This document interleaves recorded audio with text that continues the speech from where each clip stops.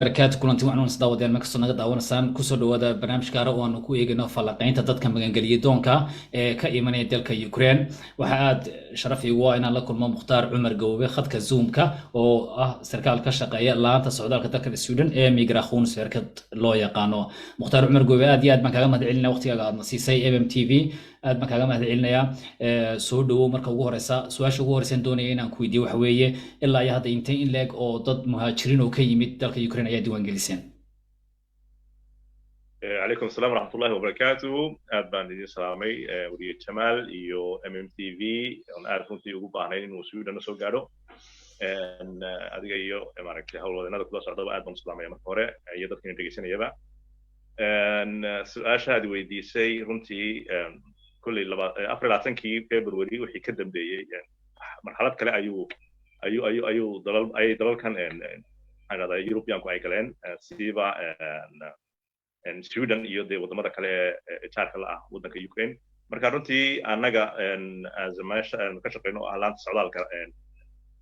aad bay hawshu noogu doon tahay diiwaan gelintuna ilaa hadda way socotaa oo wax maaragtay go'an maaha laakiin aad bay dadku soo galayaan maalinta ka dambaysa runtii waxaa soo kordhaya muhaajiriinta dadka ka soo cararaya maaragtay wadankaasi dagaal ka socdo marka qiyaastii imika waxaan oran karaa ilaa 4,000 qiyaastii way soo galeen dalkan oo weliba waxaa badan inta aan la diiwaan gelin oo aan dib baan u celinaa runtii maadaama ay aad qiyaasta badan ay dadku aad badan yihiin marka hore way socotaa diiwaan gelintu ilaa 5,000 qiyaas kale laakiin waa ka badan yihiin dadka jooga meesha marka waxaad doonayaan ku weydiin Mukhtaar dadkan markaasi aad diiwaan gelinaysaan ee imanaya ee muhaajiriinta ka soo qaxaya dagaalka Ukraine ma Ukrainian bay u badan yihiin oo kulay way u badnaan karaan dabcan ma Ukrainian mise waxa ku jira dad matalan tusaale ahaan aan wadanka u dhan oo deganaa oo inuu ognahay tusaale ahaan arday fara badan oo Soomaali ay ka mid tahay والله horta anaga Sweden handa waxaan soo gaaray waa dad waxa u badan yihiin qofka 9 waxaan ka waa dad Ukraine ku dhashay marka dadka kale ma waxa laga yaabaa xadadka kale in lagu qabtay oo boqolin oo kale soo maraya dadku moogtahay marka in halka lagu kala saarayaba dadkan Ukraine waa dad sidii passportka oo kaliya ayay wataan oo markay passportka wataan oo Europe dhan way dhex mushaaxi karaan way dhex socon karaan yani oo wadanka doonaan bay markaa ay ka geli karaan maadaama dadkan kale ee aan aan ahayn Ukrainiana iyaga halkaaba in lagu qabtaa dhici karta waana halka soo gaaray marka aad bay u yariin tirada dadka na soo gaaray anaga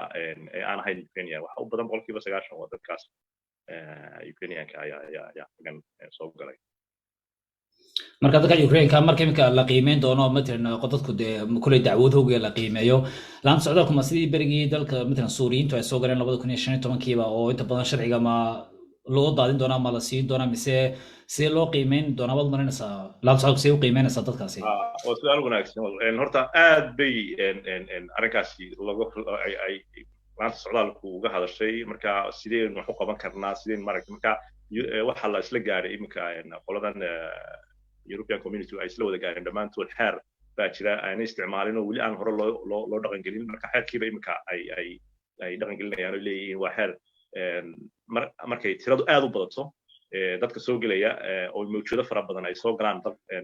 Europe dhexdeeda ay soo dhex galaan marka waa in aynu u furna bay leeyihiin muxuu ahaa deganaansho ku meel gaar ah deganaanshahaasi wuxuu shaqeynayaa sanad kadib haddana sanad kale lagu dari karaa 3 sano ugu badnaan ayuu shaqeynayaa marka 3 sano waxa la qiyaastii inuu dalkaasi marka mangelidiisi ama nabad ay ku soo noqdo baashaar ay dadkii si fiican maaragtay nabadiisu helo marka dadka halka dib loogu celiyo marka imika ahaan waa deganaansho ku meel gaar oo sanad xitaa qaxooti ma dadkan qaxooti looma aqoonsana waxa loo aqoonsan yahay dad soo barakacay dalkooda ku soo barakacay dhaqso ah marka loo siiyo deganaanshahaas oo ay baasaboorradooda kama qaadno waanu u celinaa baasaboorradooda way dhex socon karaan wadankan iyo wadamo kale Yurub way tegi karaan isla markaana waa la siinayaa deganaashihii oo kumeel gaarka ah yani marka waa sidaa weeye qaar laakiin kuwii u baahda qaar baa idhaahda anagu ma doonayno deganaanshahan kumeel gaarka waxaan rabnaa inaanu dalbano qaxootinimo rasmi ah marka qaxootinimada rasmi waa waqti bay dheer bay qaadanaysaa dadkaasi marka ma socon karaan kaam bay ku jirayaan caruurtooda waxa laga yaabaa inay halka marka way jiraan waxay isleeyihiin qaarkood waxa laga yaabaa dagaalku inuu sii dheeraado oo marka anagu deganaanshaha rasmiga aan rabnaa inaanu qaadano laakiin inta badan waxay qaataan degenaanshaha ku meel gaarka. okay marka dadka yani qaar baan doonin ba iyagu magelin dalbadan ay dooneen iska digaan waddanka sida European ahaan oo kale ay u joogaan miya oo fiisa ku meel gaar la siiyo muddo marka saasa sharcigan wuxuu qorsheeyaa kaliya horta waa sharci loo furay dadkan Ukraine ka soo qaxay waddankan Ukraine ka soo qaxay marka waxa uu waa inuu haystaa si loo siiyo degenaanshaha ku meel gaarka ah waa inuu haystaa muwaadin yani Ukraine inuu ahaado kana soo qaxay dalkiisa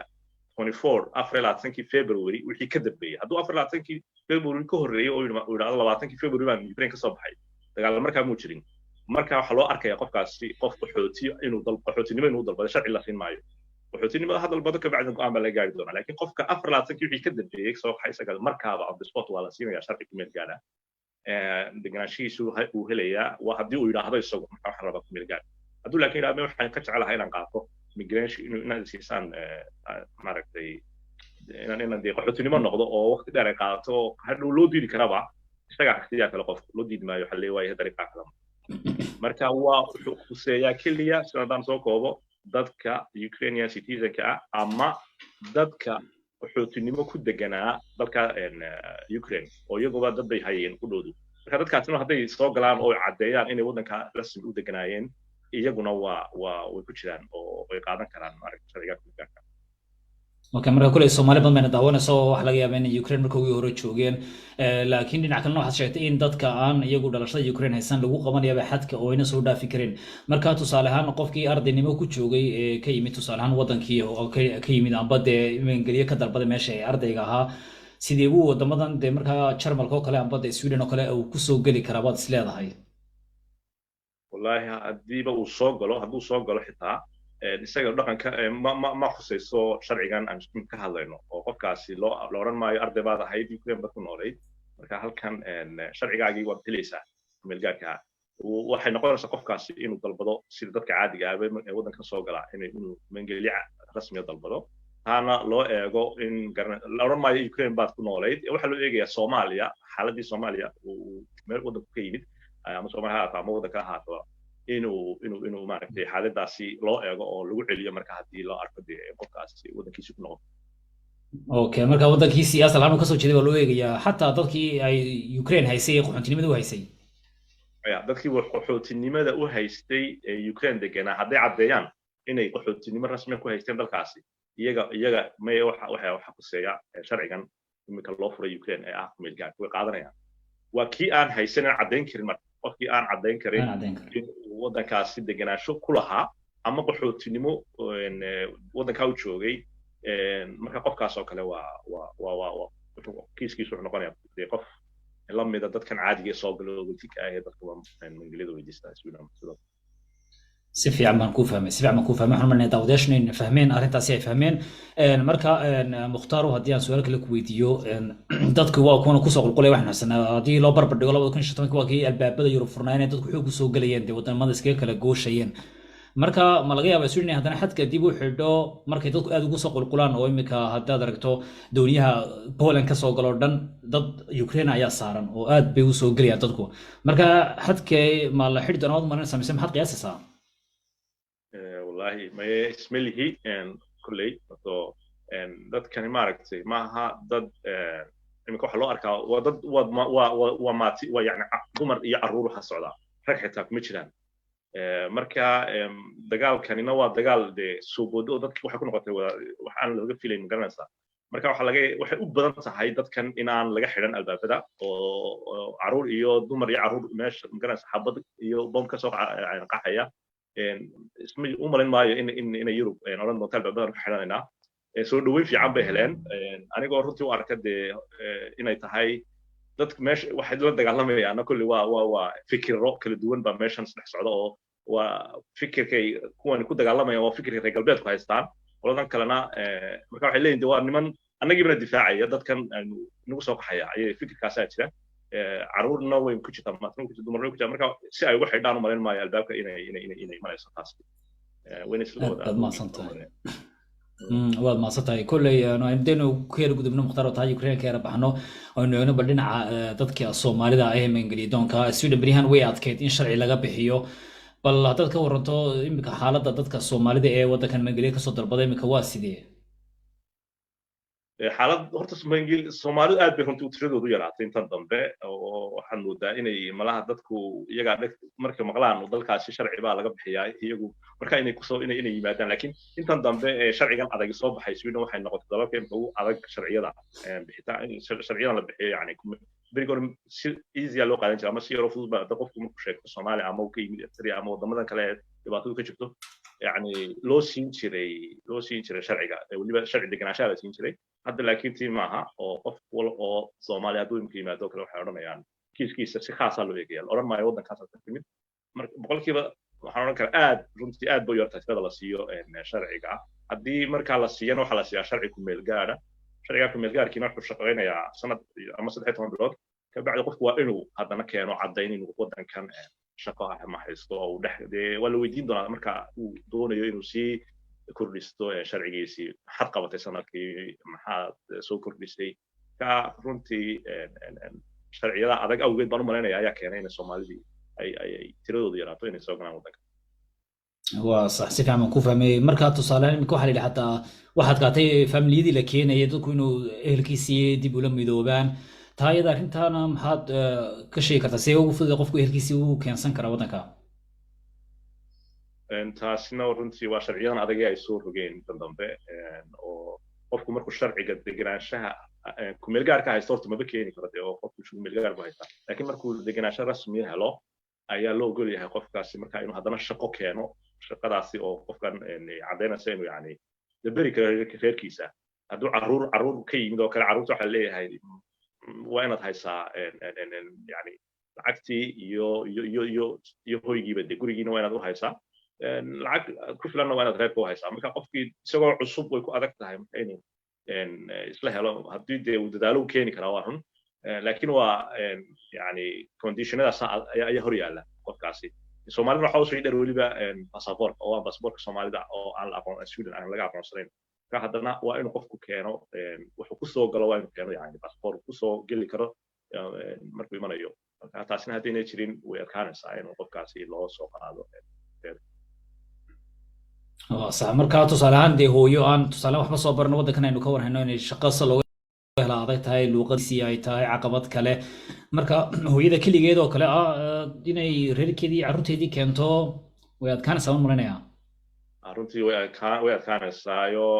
shaqada ayaa lagu xidhayaa oo waxa la leeyahay ma shaqaysaa shan kasta oo dee magaranaysaa haddana qofka hadduu sharci ay ku hesho imka sharcigan Geneva kale hadday hesho waa loo ogol yahay in loo soo qaado oo waxay ku xiran tahay qofka sharci uu haysto oo ama la siiyey ayay ku xiran tahay marka qof loo arkay in qofkani uu buuxiyo shuruudihii lagu bixinayay sharcigan Geneva ama sharciga qaxootiga kaasoo kale waa loo soo qaadaya sheegteen inuu reerka yimid laakiin qofkii lagu siiyey hal sanadoo kale la siiyey kabacdina loo kordhiyey haddana shaqo helay qofkaasoo kale lagu xidhaya marka conditionada adag inuu isaguna shaqadii iyo gurigiina si dhamaystiro okay su'aasha ugu dambaysa hadda mukhtaar inagoo soo gabagabeynaa doonina ku weydiiyo kulli arrinta ayadana waxaa daba socota dad fara badan baa laga soo qaatay xeryaha qaxoontiga waxaan ogahay beri inaad Kenya tagtay Dadaab ayaan malaynayaa haddaan khaldanayn ka horantii dadka laga soo qaadan jiray xeryaha qaxoontiga geeska Afrika runta taasi way jirtaa oo Sweden runtii wadamada ugu horeeya ayay ka mid tahay markay tahay dadka laga soo qaado xeryaha qaxootiga maxaa dhahdaa marka taasi kolba waddan baa la focus gareeyaa oo la eegaa oo sanad walba marka brigaantiga kale Soomaalida Dadaab joogtay xeryaha qaxootiga ugu weyn baahayd iminka waxaa la focus gareynayaa Afghanistan oo kale beriga ka horreysay Suuriya la tegay marka way jiraan sanad walba 3,000 baa la soo qaadaa qiyaastii ayaan malaynayaa oo tirada kolba waa la sii kordhiyaa ka wadamada ugu magaranaysaa looga jecel yahay marka nunka tagay berigii hore Dadaab oo kale Mareykanka dadka sugaya sharciga waqti dheer bay qaadanaysa laakiin Sweden oo kale markaanu tagnayba isla markiiba waanu soo dhamaynay hawshii oo dadku waa la soo qaadanay aad bay Sweden halkaasi credit uga yeelatay xagga UNHCR oo iyadu qaabilsan arrimahaas laakiin ilaa imika way soo qaadaa soo maaha ilaa imika way soo qaataan oo way jirtaa inay soo qaataan laakiin Soomaalida sanadkan ma ku jiraan oo maan maqal runtii anigu kulay laakiin waa sanad walba waa la soo qoraa waa la sheegaa sanadkan halkaasaan ka soo qaadanayna kulli way imanaysaa dee waa wax iyadu joogto ah oo maaha sanad walba meel baa laga soo qaada aad iyo aad baa masna mukhtaar wax kale oo ku darayso amba wax talo oo siinaysid ee dadka magangelidoonka amba dadka kasoo Soomaalida ee degan Ukraine tusaaleena kasoo qaxay amba dadka wadanka ku sugan inta maxbaad ku dar lahayd ما والله ود ما سنتهاي كل ذاتك وحنا نقدر لها وندك information fara badan oo khaldan ba ay qaataan oo maqlaysa kana jiray kana jiro marka qofkii oo waxa ku imanaya macluumaad aan sax ahayn haysan oo kula sharciga sana lagu qaataayo marka waxaan oran lahaa marka hore qofku isaga oo information fiican haysta ama warbixin fiican haysta intaanu wax ku dhaqaaqin waxa laga yaabaa in 4-5 sano 10 sano wadanka iska joogay oo la leeyahay sharci baan ku siin doonaa laga yaabaa inaanay waqtigu ma kaga sii lumay qofkaas oo kale moogtahay marka in hadii diin ay timaado 2 jeer lagu diiday 3 jeer lagu diiday halkii uu bay ka sii soconaysaa inaan waqtiga iskaga soo lumin baan anigu runtii dadka qaar la tiriyaa waa tawo weyn taasi tan kalena way dhici kartaa de ilaahay baa haya qofka inuu sharci helo iyo loo diido laakiin dhalinyarada kale waxa dhacdaa maaragtay qofku hadii mar uu haysto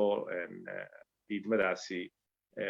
ma aha inuu waqtiga iskaga soo lumiyo oo u fadhiyo uu joogo haddana laga yaabo inuu heli taas ma kale go'tana tan Ukraine waxa la yahay Soomaalida ka imanaysa halkaas waxa weeye kuma haddii sharci deganaanshaha ku lahayn oo rasmi ah ama ay qaxootinimo xaq ku haysan sharcigan loo furay Ukraine idoo ma khusaynayo wax noqon doona sharciga marka halkan timaadaan ama wadamada kale timaadaan in leedin eego kiiskiina dad ka yimid wadankiini oo kale markaas la wadankiini uu baa marka loo ma leed ku celin karaa mise leed ku celin taas un baa leedin eegaya insha Allah intaas ku soo koobaya aad baan idin salaamaya adiga Jamaal wariye Jamaal oo aad u fircoon iyo dhamaan hawlwadnada kula shaqeynayaba MMTV horeeyan aad baan salaamay wad maasaytan aad iyo aad baad mukhtaar ma santahay waana kaaga mahadcelinaya waqtiga siisay kaasi wuxuu ahaa mukhtaar Cumar Goobe oo ka tirsan sarkaal laanta socdaal ka shaqeeya migrationisfeer loo yaqaan dalka Sweden oo uu ka wareysanay falaqaynta ku saabsan dadka magangelidoonka ee ka imanaya dalka Ukraine iyo sidoo kale aanu taataabanay arrimaha Soomaalida tan inta dib u kulmi doona barnaamijkan oo kale nabadgelyo